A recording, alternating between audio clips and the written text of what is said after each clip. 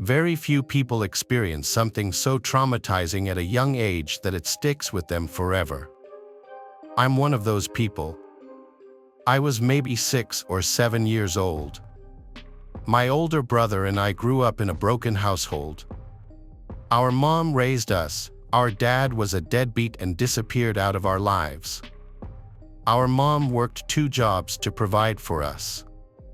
She'd sometimes have to work night shifts and would usually have our grandma stay at the house on nights that she had to work. My brother Chump is 2 years older than me. We were fortunate enough to have our own bedrooms given the circumstances.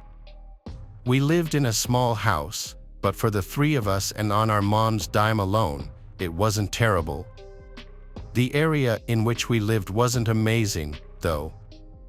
It was a night like any other. I can't remember if it was a school night or if it was a weekend.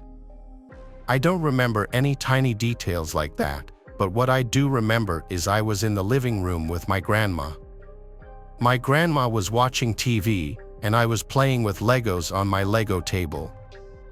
I was being loud and making a mess with them because I remember my grandma kept saying, "Rock, quiet down." Chump was already in bed. My bedtime was 9:30, given that it was probably approaching that time. I'm guessing this was a weekend night, otherwise, my bedtime would have been earlier. The layout of the house was simple. Living room, dining room, and kitchen are all connected, and then there was a hallway which led to the bathroom and 3 bedrooms. Our mom's bedroom was at the end of the hall, mine was in the middle. Our grandma would sleep in our mom's bed when she'd stay over to watch us. Eventually, I had to go to sleep.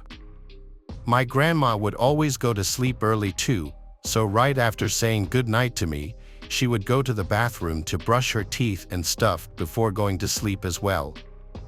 I was never one to be afraid of the dark or anything. My mom says I used to be a really brave child. But that night, I woke up in the middle of the night, something unusual for me because I remember myself being a very heavy sleeper. I heard something outside in the hallway, creaks in the floor. The wood floors in that house were always very creaky. Anytime someone walked down the hall, you'd hear it. I thought my grandma was going to the bathroom. However, the creaking didn't stop. It sounded like the creaks were moving back and forth. I got out of bed and went to the door to listen. Now, I heard whispering. I was more confused than anything. I thought my grandma was talking to Chump. I opened the door and looked into the hallway, and what I saw still haunts me. There was a tall, naked, skinny woman leaning on the wall with her head between her arms. She was whispering stuff to herself, and then, like a deer in headlights, her head whipped around to look at me. I screamed for my grandma like a little girl and slammed my door shut. There were pounds on my door, and the woman on the other side was screaming a name, "Bonnie, Bonnie, open the door." I kept screaming as loud as I could for my grandma, and I heard her scream in the hallway. I distinctly remember my grandma screaming, "Get the out of here." The woman screamed, "Where is Bonnie?" My grandma was in her mid-60s at the time, and she was still pretty quick. She yelled at me to keep my door locked, and she managed to fend off this crazy woman as she also called the police at the same time. I don't know how she did it, but my grandma was one tough woman. The woman left the house screaming, "Bonnie," and after locking the door, my grandma came to hug both me and Chump, who was awake and also crying from the commotion. We all sat huddled together until the police came. By that time, my grandma told us to just go back to sleep. This simply was a matter of my grandma not locking one of the doors, mixed with living in an already shady area. That woman had to be on crack or something. Seeing what I saw at such a young age did a number on me. I couldn't sleep alone for a long time. It was this incident that really resulted in us moving out of that house not long after.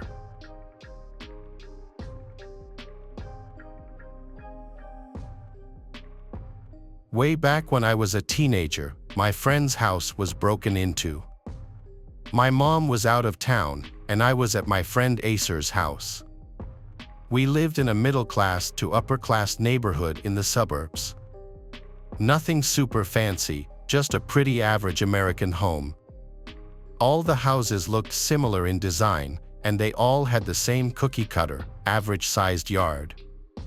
Friend Acer lived right down the street, and I wanted to hang out over there and sleep over because I didn't like to stay home alone at night, and my mom wasn't really sure if I was ready for it yet either. Quite frankly, I was 11 years old, and I was a pretty shy and timid kid that was always sucked into the Xbox. I didn't play sports, and my dad wasn't in the picture very much. I was kind of a mama's boy, as embarrassing as that is to admit, but it's the truth. I was scared to stay home alone for a whole night. It was okay, though, because Acer's parents let me sleep over. Acer's parents, Beck and Irina, were really cool. It was a Saturday night, and they were also having company over. They were grilling out and having some drinks by the fire while Acer and I and a few of his younger cousins ran around the yard, playing catch, jumping on the trampoline, and swimming in their pool. After a few hours of being kids and bouncing off the walls, we grew tired, so we hung out inside for a bit. Then eventually, we made our way outside for an hour or so to hang out with the adults until our curfew came up. I would say around 11 o'clock, his parents made us go inside to get ready for bed. They put a movie on for all of us kids in the basement, and we set up a bunch of sleeping bags. We were watching some random movie, I don't remember what it was, but after a while, I fell asleep. I'm a light sleeper, so it wasn't a surprise when I woke up to one of the doors creeping open in the basement, along with some heavy footsteps, which sounded like they were coming from the stairs. I lifted my head up to see what was going on, but I couldn't see much. It was really dark down there, and I figured it was one of Acer's little cousins maybe just using the restroom or something, so I laid back down. I rolled over and went back to sleep, but within a matter of minutes, I woke to a pounding sound. I couldn't tell what the banging noise was, but I could tell it was coming from behind us, towards the stairs. Acer's basement was a decent size, and we were in the living room part of it, but on the other side, there was a bar and like 3 bedrooms and a bathroom. I thought the noise was coming from downstairs, but I wasn't totally sure. I thought that it might have been one of the adults and that maybe they were just grabbing something from downstairs, so I tried to close my eyes again. It was really dark down there, and I didn't expect it to be a stranger either. That, or I thought that maybe one of the adults went to the restroom as well. I didn't have a phone, so I couldn't check the time or get a hold of anyone. I wasn't really sure I needed to anyways. I sat and listened for a while, though, and I couldn't hear the adults outside partying anymore. Maybe they were done for the night and coming in to check on us, I thought. You remember when you were a kid and thought there were monsters under your bed or in the closet? That fear you would feel, but deep down, you knew there was nothing to be scared about because you knew it wasn't real. Kind of felt like that. I went back to sleep one more time, but this time, what happened was far more disturbing than the previous times I'd been woken up. I woke up to a man on top of me, shaking me and trying to grab me. Other kids and Acer all ran to get the adults for help. I put up a fight, but eventually, the strange man grabbed me full on and started to run. I was being kidnapped. I did everything I could to try to get away, kicking, biting, scratching, and I even tried to dig my fingers through the man's eyes, but nothing was working. I was hopeless. That is, until Acer's dad chased him down and hit him in the head with a fire extinguisher. We both fell straight to the ground on the sidewalk, and I hit my head on the cement. Somehow, the man managed to stand up and run away, and since he had a mask on, we had no way of identifying him. I wonder if things would have ended differently had the other adults been there still. Maybe they would have chased the man down and beat his ass, and he would have got arrested, and I could actually sleep at night. But for the longest of times, I couldn't sleep. The same nightmare came to me over and over and would replay in my head. We think that the man let himself inside through the sliding glass door in the basement. I wonder how long he was standing there, planning the attack. If I would have listened to my gut, maybe things would have turned out differently, but I actually ended up with a concussion anyway. Nothing too severe, but still a concussion. Ever since that day, no matter what it is, I always listen to my intuition, and I suggest you do the same. It's always better to be safe than sorry, believe me. I'm also really glad that Acer's parents were still awake, or maybe I would have been murdered or kidnapped or even worse.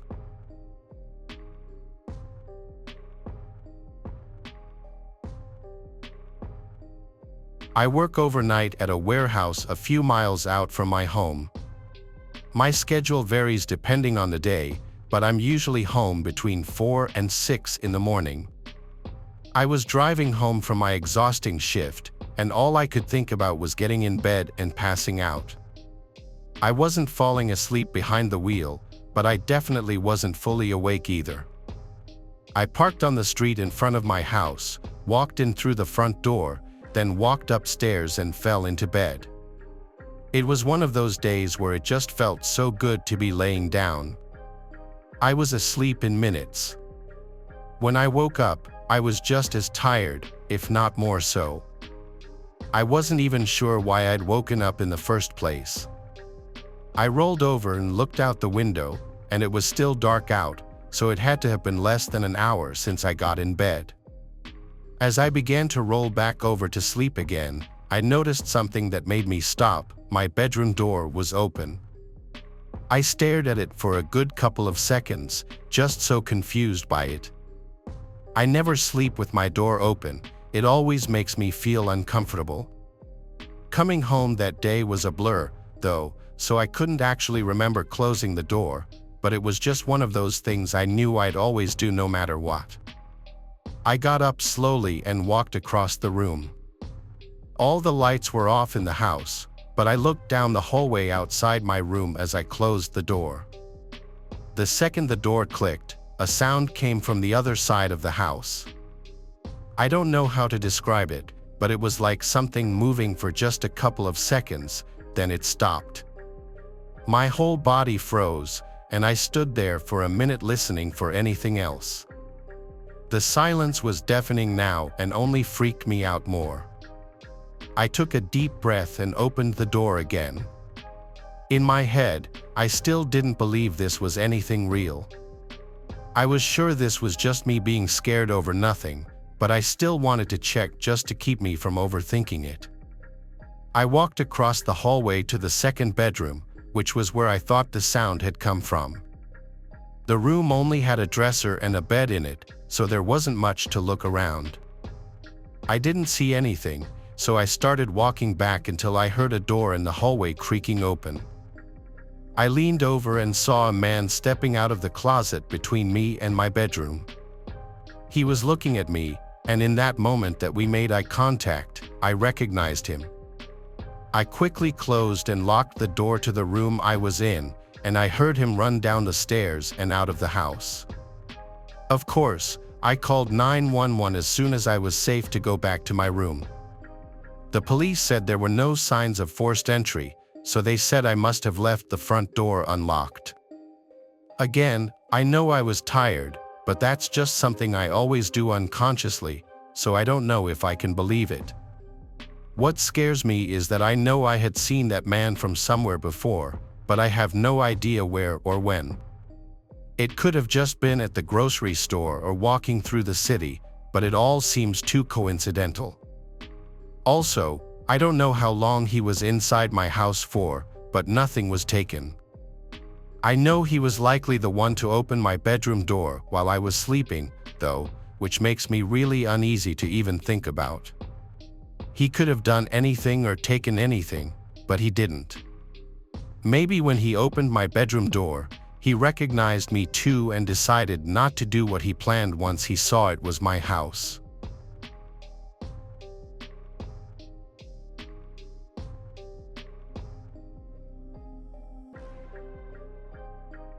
It's all too hard to say, but I've been thinking about it non-stop for a while now, and I'm still paranoid.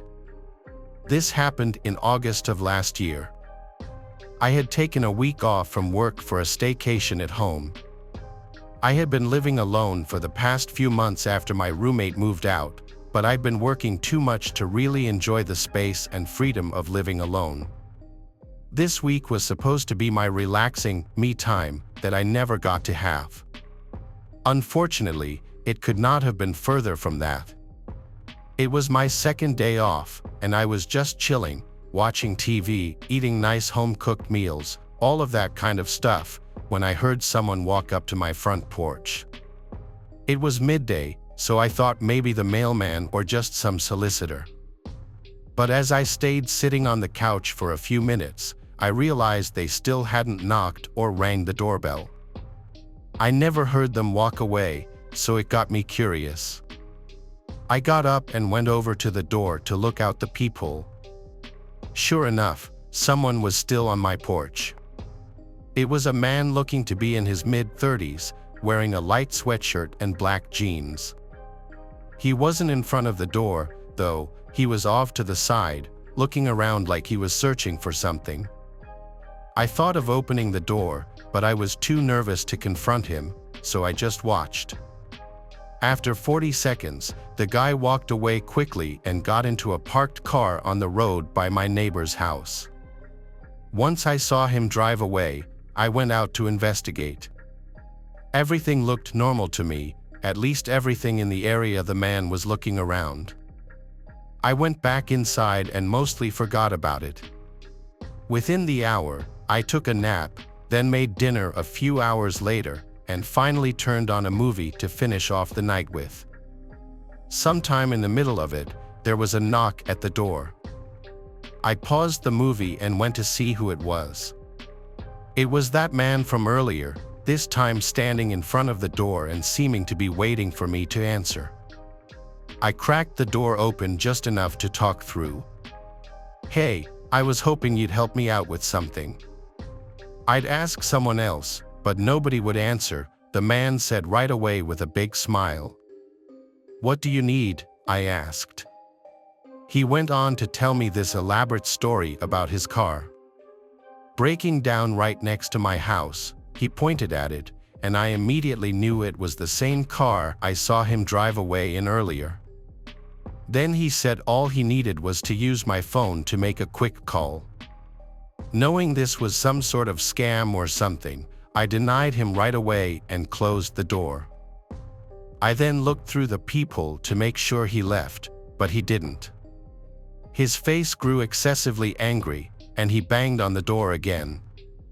I yelled through the door that I'd call the cops if he didn't leave. He stood and thought for a moment, then hurried off, but not to his car. He walked around to the left side of the house.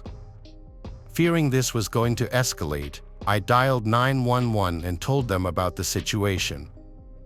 Thank God I did, because not even a minute later, a sudden crash came from the dining room. I ran over to see what it was and saw that he'd smashed the window and was crawling through it. I tried to run for the garage to get in my car, but the man was quick, chasing me down half the house before grabbing me and holding me still. I fought back, kicking and punching, but he completely overpowered me. He told me through his clenched jaw to be quiet and insisted that I stop fighting while he dragged me to the front door and opened it. Once I knew what he was doing, I only started fighting harder. As he tried to bring me closer to his car, someone walking their dog on the other side of the road saw us and came running over. Before he even reached us, the man let go of me and sprinted to his car and drove away. It all happened so fast. Once the police arrived, they helped calm me down and got all the information I could give them. Apparently, it wasn't enough, though. He was never found. What's creepier is that the police think the first time I saw him come by wasn't actually his first time. They think I may have caught him collecting some sort of camera or mic he'd set up on my house to spy on me. He hasn't been back that I know of, but I plan to move out anyway just to be safe. Whatever his plan was, I don't want to risk finding out.